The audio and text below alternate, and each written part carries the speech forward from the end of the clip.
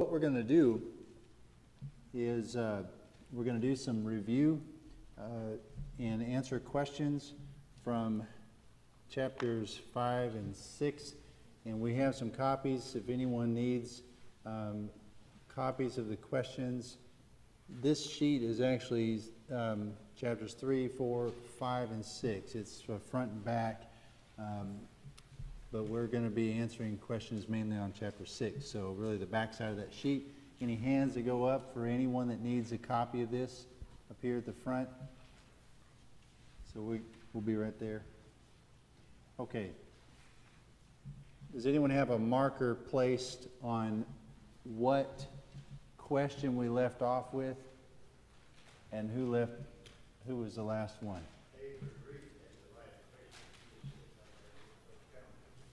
Okay.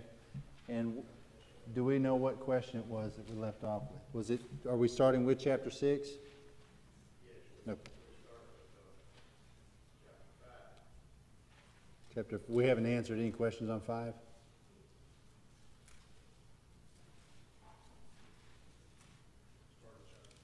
Five. Thank you. Okay, so Avery was sitting in the back. So the question is, Sandy, do you want to pick the first question?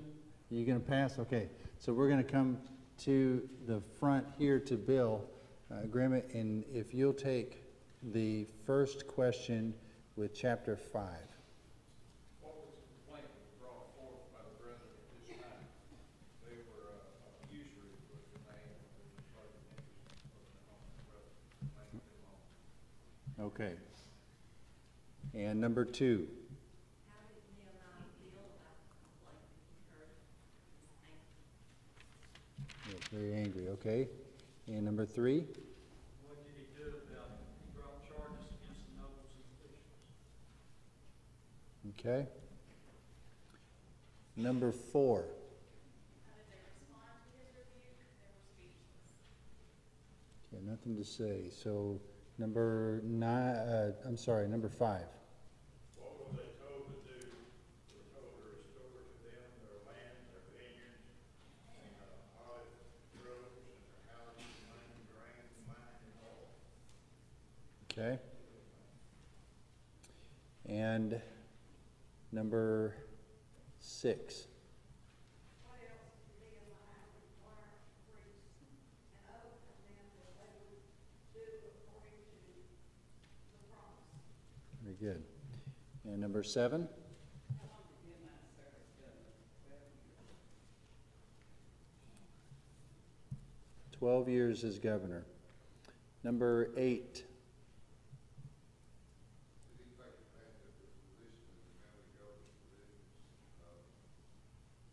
No, he provided for his own. Okay. And number 9. As for the law of rest, what request was made of Nehemiah and Tobiah, Gershom, and Abab said, "Come, let us meet together among the villages in the plain of Ono." Okay, so now, yeah, that's beginning in chapter 6. Now, number 10. What was Nehemiah's reply to their request? I'm doing a great work, and I've come down on my issue that this work stops about you. Okay. Number 11.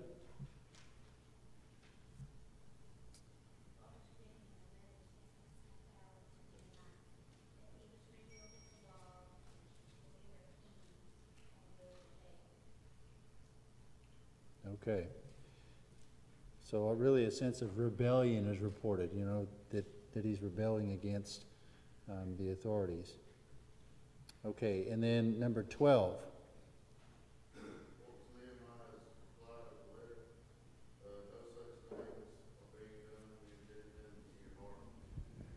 Okay, so they're saying that it's reported that you're planning to rebel, and he's saying, no, that's not true. So it's just a denial of that claim. Okay, and number 13.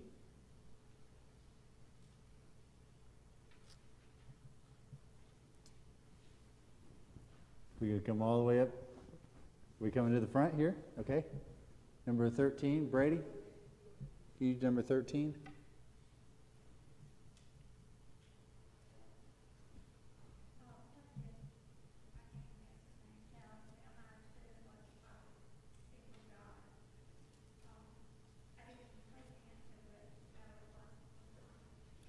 That's right.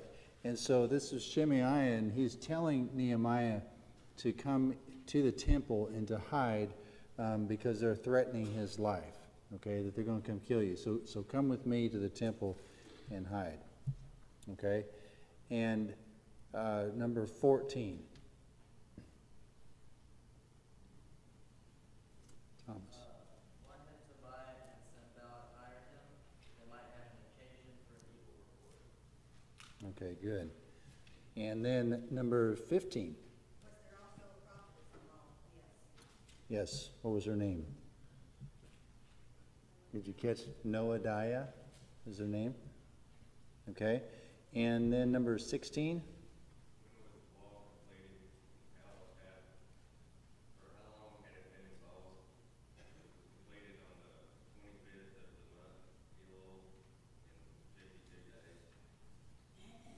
Okay, good. And number 17.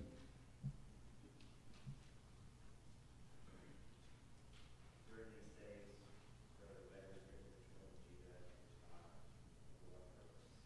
Yes, and in Judah were found God, who was the son-in-law of Shemaiah,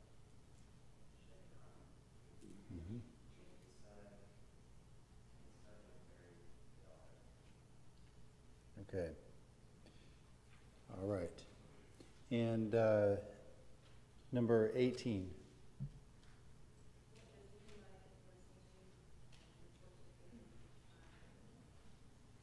Okay. All right. So that gets our questions answered. And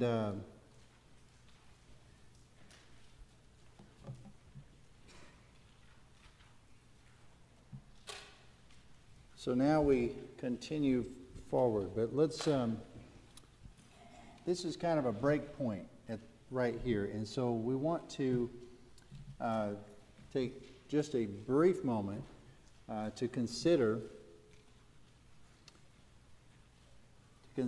just general overview the book of Nehemiah and where we're going. And there's this interesting thing, and there's a good thing to remember, and it's easy to remember, because there's 4 words that can provide a very simple outline to the book, and they all start with the letter C. Okay, so here's how simple it is. Nehemiah starts off in the book with concern, right? The first chapter, even Artaxerxes can see his concern and what's wrong, and he expresses that, and he is allowed to go to Jerusalem. And he spends time going around the city, looking at the wall, observing, and seeing what's going on. And then the next section of the book talks about the construction, right? The construction of the wall as they begin to build. And then, as they're building, what happens, and this is what we've been talking about up to this point, is that there's conflict. So as the work begins, Nehemiah and the people face conflict and ridicule and oppression from around to try to stop their progress, okay? And so much of chapter 6 has to do with that. And then what we are going to see coming up now is a section, the remaining portion of the book is the consecration of the people. Okay? So there's your real simple 4-point outline of the book of Nehemiah, and they all start with the letter C. So if you can remember these words, it helps you kind of remember, okay, here was the events that took place. Here's the basically the structure and outline of events. Okay? So now this is really the transition point as we come from chapter 6 with these points of conflict and into chapter 7 and 8 where we get into this period of consecration. And so we narrow our focus a little bit. And if we think about the things that have, been to this point. What did they do in chapter 6? We were talking about this, and Leon was teaching on this last week, was some of the things that they were doing to try to prevent the work. And we talked about how there was distraction and trying to get Nehemiah to leave Jerusalem. Let's meet in the plains of Ono, which was way outside the city, and we'll compromise there. And then there was then that didn't work. 4 times of trying that, and no effort, no success there. And then the accusations that started to fly. We talked about he's going to rebel, and the letters that were sent, and then Nehemiah saying, no, that's false.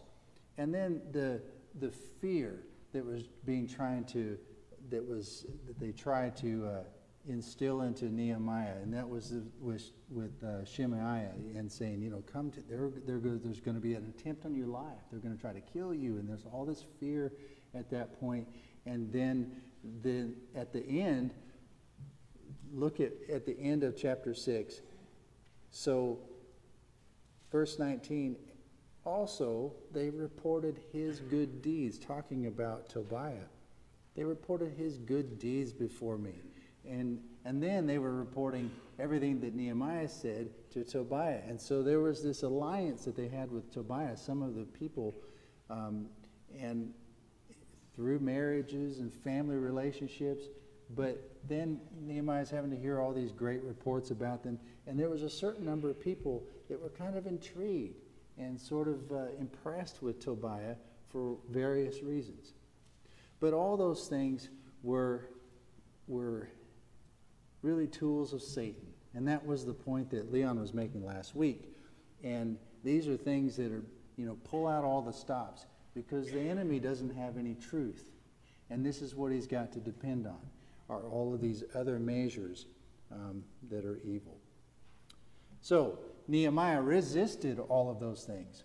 And how did he do it? How did he make it through that? What's the one thing we see Nehemiah doing over and over again? Pray, right? So through prayer. And then this remembrance. It was pointed out last week that a remembrance that God's on your side. Don't be distracted by all these things and all these different attacks and these lies that were put forward. And remember, no, God is on our side. His will be accomplished. We need to stay the course. Don't be distracted by these things. And there's so many great lessons for us in that, because we face the same wiles of the devil. We really do. And we need to be aware of them. Okay, so now, what did we say was the key passage last week?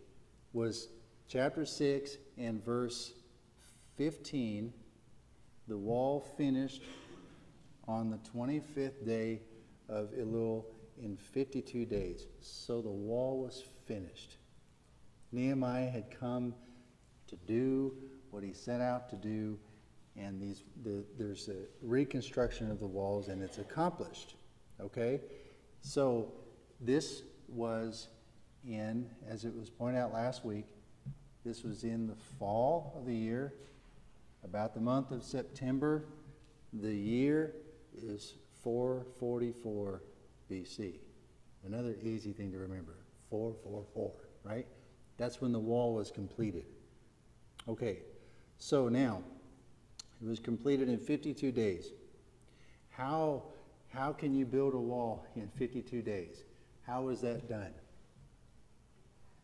They had a mind to work. Okay, so that's chapter 4 and verse 6. So just link that. How do you get that done in 52 days? They had a mind to work. And there were other things that Nehemiah had done that would make that work go quickly.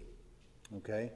So now, despite all of that conflict, despite all of that resistance, 52 days. Fantastic. Okay? Just ask for any kind of road construction work to be completed in 52 days. Forget it. It's not going to happen. It's going to be 2 years. Isn't that sad? I mean, I'm impressed. 52 days. Okay, so now we come to this point of consecration, okay? And so we think about the wall being this physical construction, and I like to think about this period of concentration. Well, what about this? What about this spiritual construction? And really, that's what we're talking about in these final chapters of the book, is a spiritual construction of the people. It's drawing these people together and getting them back on track, okay? Now, because we think the walls are built, Nehemiah's work is done, this is what he set out to do, time to go back. But there's more to be done, and that's what we want to look at. Okay, so if the city is being built and we understand the importance of the walls, why would we say the walls are important? Why do we need to build these walls? Protection, right. Because there's going to be people coming in from the outside and trying to conquer. And so the walls are a natural protection. And the people were working, and it was said in some of the reference material I was looking at that up to this point, the people existed for the walls. They banded together, they worked for the walls. Now, the walls must exist for the people. To protect the people from physical harm, true, but to create a unit of people once again. And this, again, is to mete out God's ultimate plan, okay? This is the return from captivity, okay? What is the whole point of all of this? Where is God going with all of this? It's to restore his people. Because what is to come? What are we looking forward to? Christ. Where's all this going to happen? In Jerusalem, okay? This needs to be built.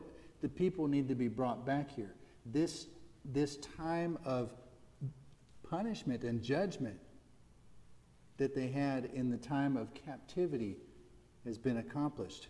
Now a remnant returns. We see that theme again, over and over again, don't we?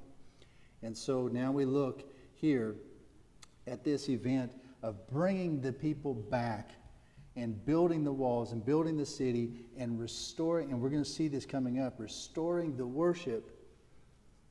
And this is no small thing. This is a big thing. And we need to really remember this, because what is it that Jeremiah chapter 16 says? We've been going over this a few times. No longer will they say, the God who brought us out of Egypt, but the God who brought us out. Exactly. Okay. So we look back and we go, oh, the time that God brought the children of Israel out of Egypt, and what a salvation that was. And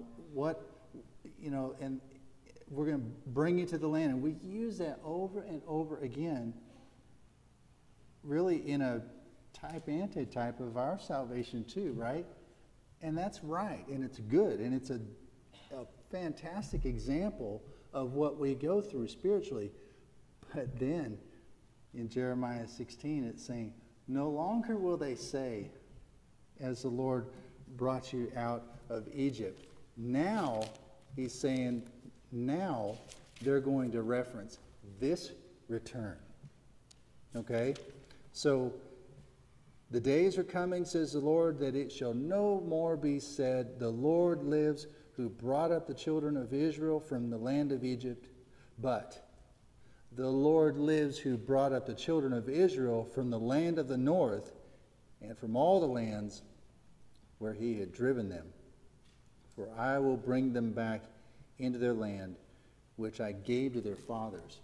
God's meeting his intentions. He's fulfilling his promise. He's continuing this course. And so this is a big event at this point. And I'm glad to learn that, because I've often overlooked it. I never really thought about how important this return from the captivity would be. And here we are at the beginning of it. First, build the city. Now, the people brought in. So, this brings us to, as we continue on, chapter 7. This is looking ahead, okay? Looking ahead, we've got chapter 7, gathering the people in. Chapter 8, instructing the people. 9, confession of sins. 10 through 12, dedicating the walls. And chapter 13, the cleansing of the people. Okay, so here's what's coming up. Okay, and that's going to be the remaining portion of Nehemiah. Okay, but we're going to look at chapter 7 at this moment. And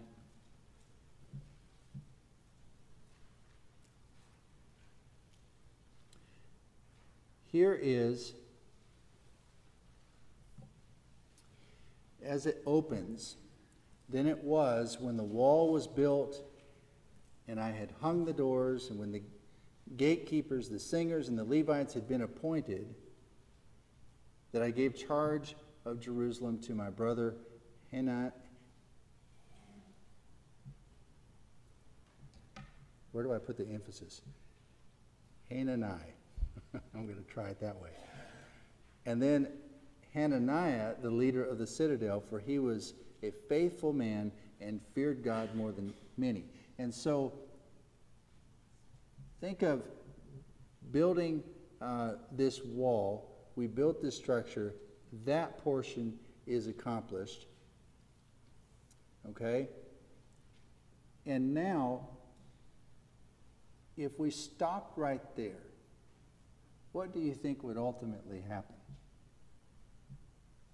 If just the walls are constructed, nothing further has been done. People would, there would, yeah. And they've hung the gates, and they've got, all of it's completed now. But then if that was it, and Nehemiah goes back to Artaxerxes as he had promised, and then there's no further efforts being made, do you think that Jerusalem would stand? No. There's the people have got to be there. The work has got to be set in order. The worship needs to be set in order. Life needs to begin. Things need to move forward. Okay? So you've done all this work, but you've got to protect it. You've got to guard it. And there's a few principles that we should look at. That's just some New Testament principles and some lessons here. What do we look at in Ephesians chapter 6? What is Ephesians chapter 6 talking about? The put on the what? The whole armor of God. And how does that, the wording go after putting on the whole armor of God? What does it say in verse 13? Yes, that you may be able to withstand in the evil day, and having done all, to stand. Okay? You've pulled this all together, and you've done everything so that you might stand. Okay? So there's something to be finished there.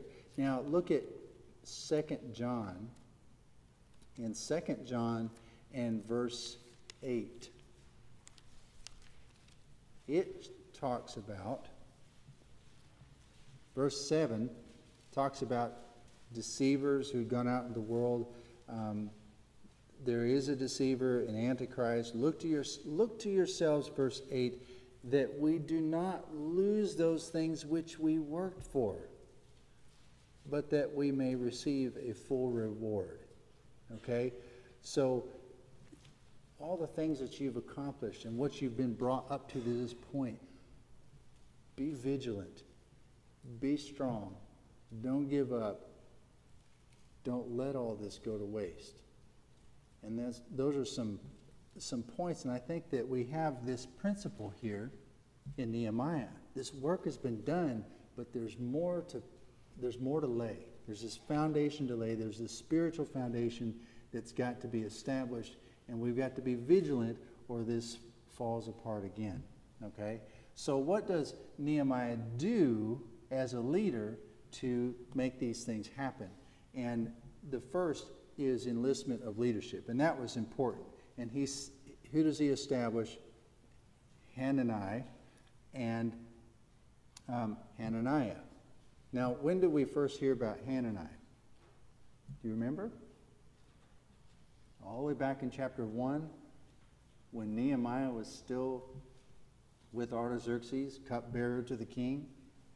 And who was it that came to give a report of all that was going on in Jerusalem? It was Hanani. Okay? This was a faithful man. This is one, as he describes it, one that feared God. A faithful man and feared God more than many. And Hanani was right there through all of the work of the building of the wall as Nehemiah got there.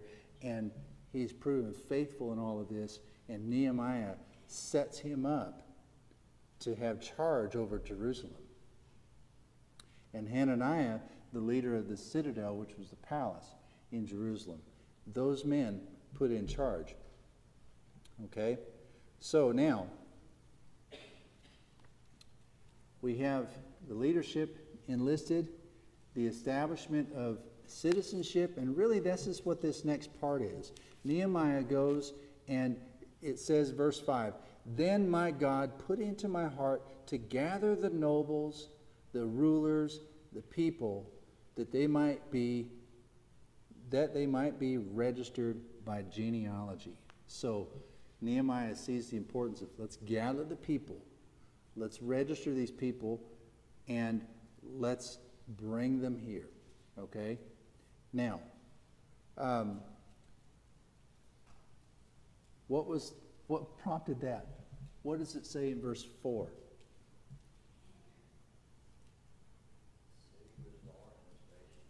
The city was large and spacious, and how many people were in it? Very few. It was empty.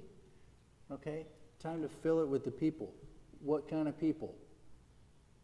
The people, Israelites. Okay? So we pulled back, and he pulls this genealogy of the people that returned with Zerubbabel. Okay? Years earlier. Many years earlier. And he finds this listing of the people. These were the families that came. And so you can read through and you find all of these families listed and the numbers that came with them. Okay?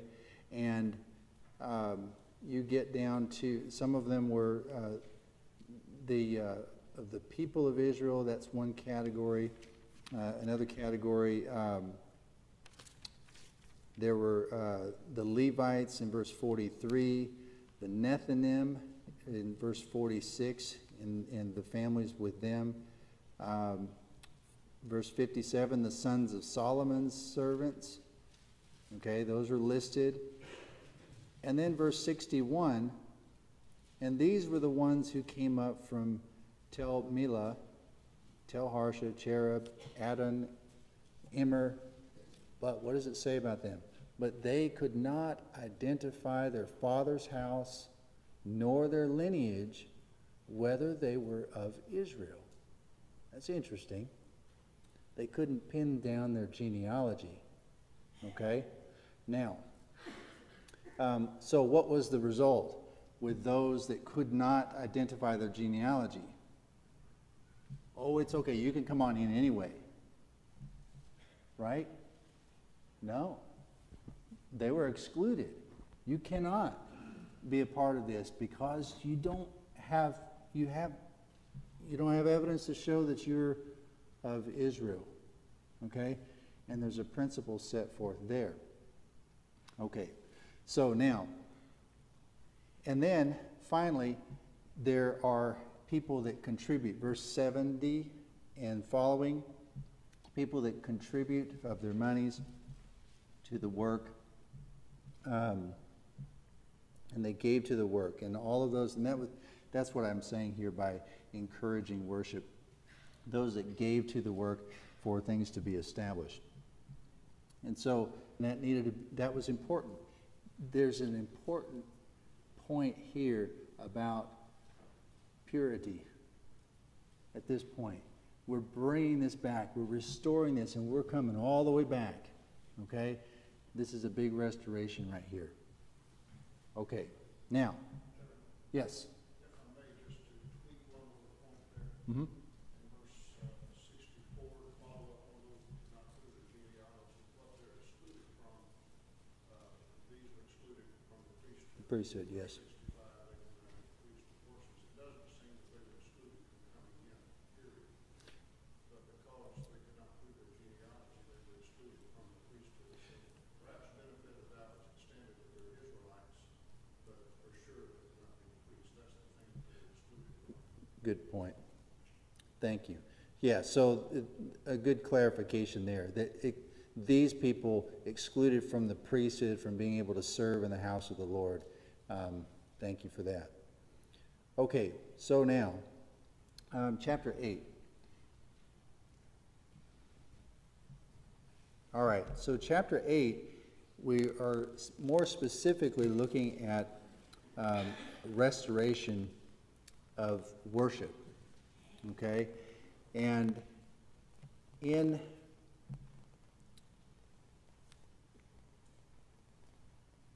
right at the very end of chapter 7, when the 7th month came, the children of Israel were in their cities.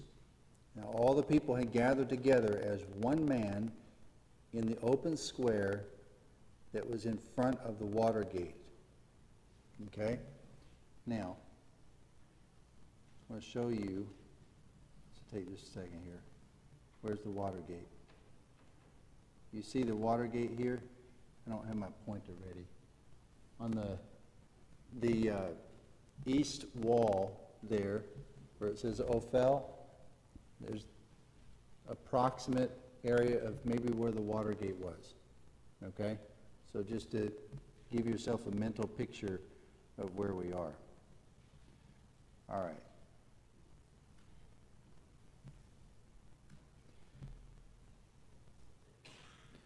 Okay, so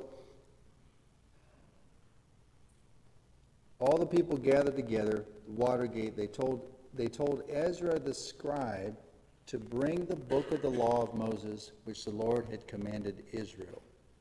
So Ezra brings the book, okay?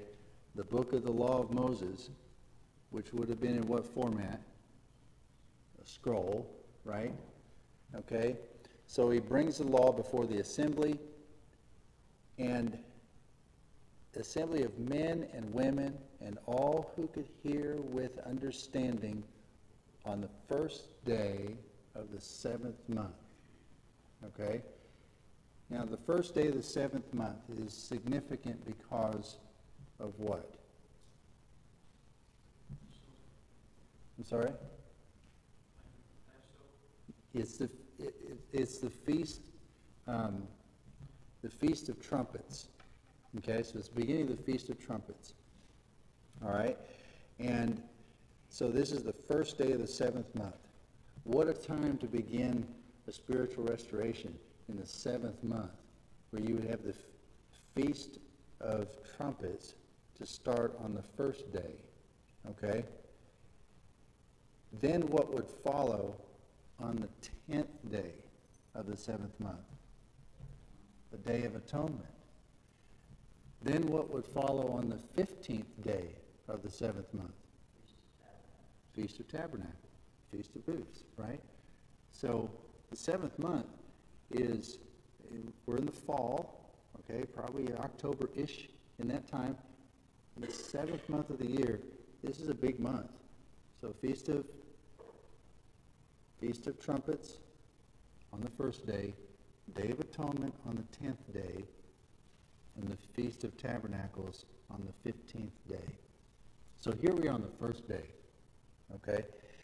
Now, Ezra brings the book, and he read from it in the open square in front of the water gate from morning until midday, okay?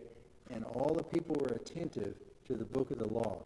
He stood on a platform. They made a platform out of wood for him to stand on, okay? And he had people at his right hand. He had people at his left hand. He opens the book in the sight of all the people. Verse 8, verse 5, excuse me. For he was standing above all the people, and when he opened it, all the people stood up.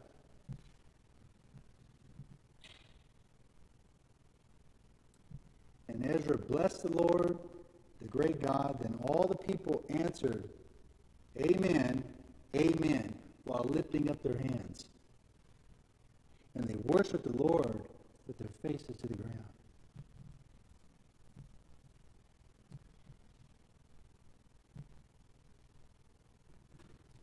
So this was a very powerful moment where you got all the people gathered together. And if I understand from that water gate, he's up on a platform, and from there it slopes down into the valley. And you've got all the people sitting there. It's a very natural place for someone to be able to project out and hear, and there's a great assembly there, and he opens the book. Just take it in. Put yourself there. Everybody stands, and he blesses the Lord, and people say, Amen, Amen. They're shouting, Amen. Their hands up in the air, and then they go bow down, faces to the ground to worship the Lord. Very, very powerful moment. So,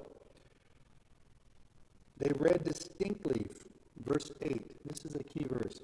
So they read distinctly from the book in the law of God, and they gave the sense and helped them to understand the reading.